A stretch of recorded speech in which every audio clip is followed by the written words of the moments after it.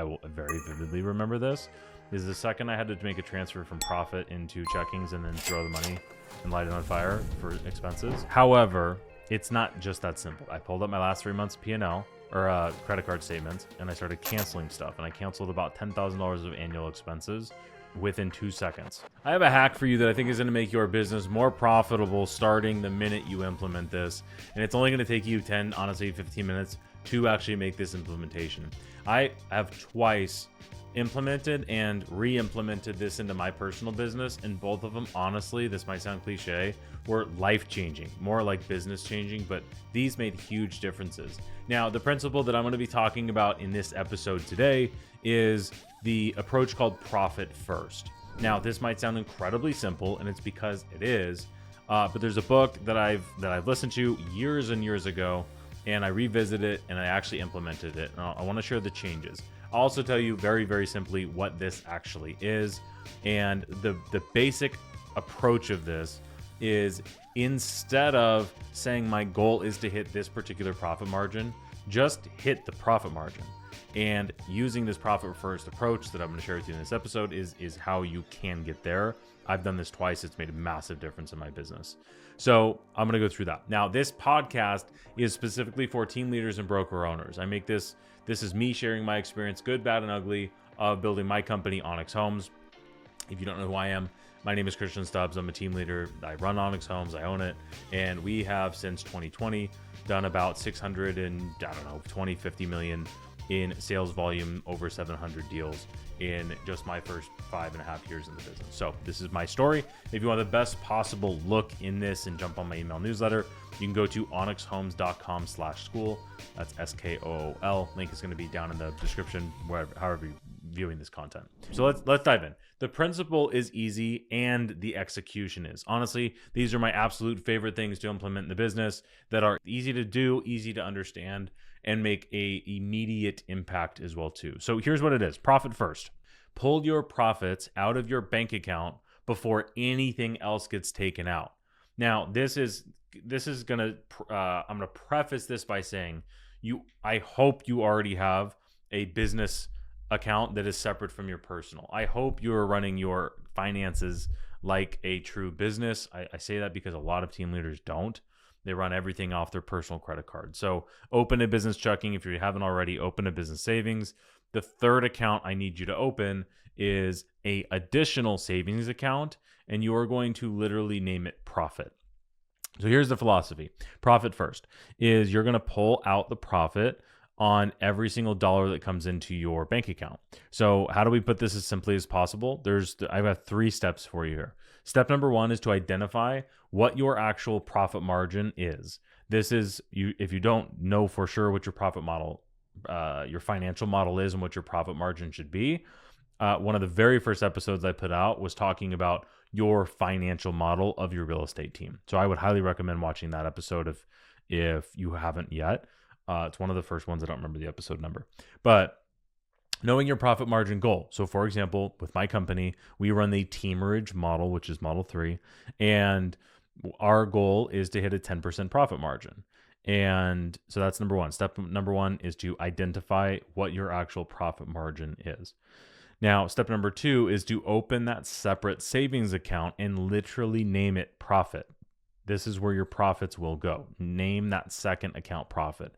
If you want to follow in the book, which is called Profit First, I don't remember the name of the author, he suggests that you actually go with a different bank and you move the money so you can't see it at all. I didn't think that was 100% necessary. I understand why, but I use Chase. I just opened a second savings account so I can see my checkings is the first one. That's my operating account. The second is profit. Third is a reserve operations reserve account, or just savings, whatever. So that second account is literally called profit. That's step number 2. Step number 3 is go to your bank. Chase makes this very easy. I'm sure a lot of other banks do also, and set up autosave. So our goal is a 10% profit margin, and I go to autosave and I say that every time a dollar hits my bank account, put 10% of it into the profit account. There we go, 10% profit margin. And that's it, like done. That is literally it. So what ended up happening is I've done this twice. I have 2 stories that I want to share with you here. However, it's not just that simple. Just because you set up an autosave does not make your business more profitable. Doesn't literally make your business more profitably, but it actually will. So here's the reality. I'm going to share both stories. The first one was the very first time I implemented this. The reason that I read the book Profit First is because my business was not profitable. This was back in 2021, early parts of probably 2022, and when I was jumping completely out of production, and the business was not profitable. So I read the book and I was like, gosh, we really want to get to a 10-15% profit margin at some time, but like, I can't just do that right away. And here is how you do this is you set up something. So you set up 1% autosave. So every dollar that hits your bank account, just set up 1% of it to go into the profit account. And I did that. And what ended up happening was slowly but surely that account started growing. There was $500, and then there was 1,000, and there was 2,000, and then there was 3,000, and then bam, we had not enough money in the checking account and we needed to pull money out of the profit account. So then guess what happens? This is where the magic happens with this approach is if you aren't running at your goal margin, if you're below your goal, you are going to have to take money out of your account that is called profit, put it in your checking account, and then immediately spend it. And that is why this is magic. That is painful. So this is what happened over the next, well, almost immediately after that. I can tell you the very next thing that I do, I will very vividly remember this, is the second I had to make a transfer from profit into checkings and then throw the money and light it on fire for expenses. I pulled up my last 3 months P&L or credit card statements. I started crossing things off of my list and I started canceling stuff. And I canceled about $10,000 of annual expenses within 2 seconds. So you would be amazed if you pulled up your most team leaders. If this isn't you, good for you. Most team leaders, if you're anything like me, you probably have $5,000 to $10,000 a year worth of expenses that you don't even actually know what they are or use them. So just go do that right now. Now, I did that. So I went to the 1%. I started cutting expenses. I was more intentional because I was watching that profit account climb and climb and climb and climb, and then it hit $50,000. And I'm like, oh my gosh, we're profitable. This is fantastic. And then all the money had to go in again. So what ended up happening was we kept repeating that cycle. Is I was pulling out the 1%, and then once it got up to a certain amount, we would still have negative months, which happens as you're growing a business, like especially in real estate business, you're going to have negative months, but you want to eliminate that as much as possible while growing your team.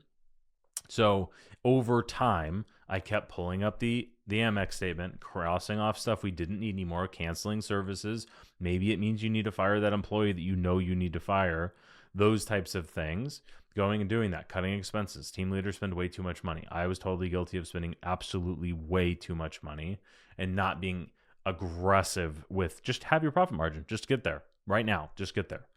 And do not make it take a year. Just get to your profit margin right now. Cut the expenses, fire the people that you can't afford, and just tell them, hey, this is my fault. This isn't your fault. Give them a better opportunity to go grow somewhere else. Because working for a company that doesn't make a profit isn't exactly fun for them either. So over time, what you'll do is you will cut expenses you don't need. You will not add any expenses because you're looking at, I don't have any money in my profit account. And then the third thing is you will start to chunk up that percentage. And I will share with you, this kind of ties into my second story, is I went from 1% to 2% to 3% to 4% to 5%. And then kind of forgot about it, right? Time went on. We were running the business was profitable at this point. Not every single month was running a profit, but the business was profitable, able to pull money out, able to live on that, right? The business was growing. All things were fine. And then what ended up happening was I fast forward about 18 months, business is running pretty smooth. And I get on a quarterly review call with Andy over at Simple Numbers. If you don't use them for your bookkeeping, I think you're crazy. simple-numbers.com. Let Andy know Christian sent you. And he just yelled at me. He said, dude, we've been talking for a year and a half now, and you keep saying you're gonna get to 10% profit margin, and it hasn't happened yet. And he asked me, he said, Christian, have you heard of this profit first approach? And I was like, yeah, I do that. And he's like, okay, well then why aren't you profiting 10%? Like, are you pulling out 10% of profits? Like, no, I'm not. And it hit me. Once I got the business profitable, that was no longer my focus anymore, and I stopped increasing that savings percentage. So I got up to like 5%, but I didn't get up to 10. I didn't get up to the percentage. I'm using whatever easy round numbers, but I didn't get up to the percentage I needed to hit the profit goal. So like I was pulling out 5%, and guess what the profit margin was? 5%. So like I think on that call, as he's yelling at me, I'm like, I know I should know better than this. I literally went in, changed the autosave immediately on that call, and fast forward, it's been about 90 days since that call, and we were running at a 16% profit margin roughly so far year to date. And what does that tell me? It tells me I have more money in the checking account. We're pulling out profit. All things are good. We're hitting our goals on those margins. And what ended up happening was the business is growing, and there's not as much money in the checking account because we're literally pulling the profit out of it. I don't think I would have noticed if we were that profitable, because most team leaders don't realize that profitable unless you just pull all the money out of the account every month. Because you just look like, oh, there's more money in the checking account. I can go spend money on leads. I can go spend money on this. I can go hire somebody. I can go do whatever. But when you pull it out, you are forced to run your business off of your actual margins, not with profit included.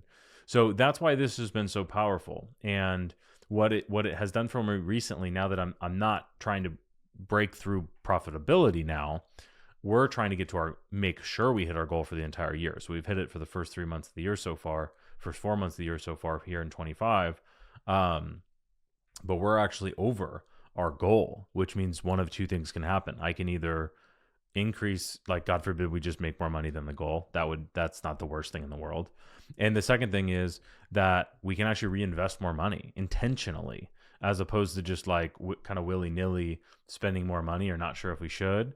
I can intentionally spend more money because we have a surplus, because we're already pulling the profit out first. So there's a few things that happen. It's the magic psychology. It's not magic, it's psychology, right? It's not having the money in that account just makes me, I'll talk for me, not for you, because I don't know if this is going to work the same for you as it did for me, but it just made me more aware of the money that I was spending. Because we all know how easy it is to get on a demo call, and it's only $1,000 a month, and one deal a year will pay for the whole thing. And we've heard that a pitch a million times as real estate agents. And it's partially it's true, but it's easy to just bloat on expenses. And there's so many $300 or $400 a month expenses that we just don't use. I have one right now that I need to cancel, and honestly, I have for 2 months, and it's like I need to copy and paste 7 things, and I've paid $700 because I haven't canceled this $300, $350 thing for 2 months. Like, it's just, this happens all the time.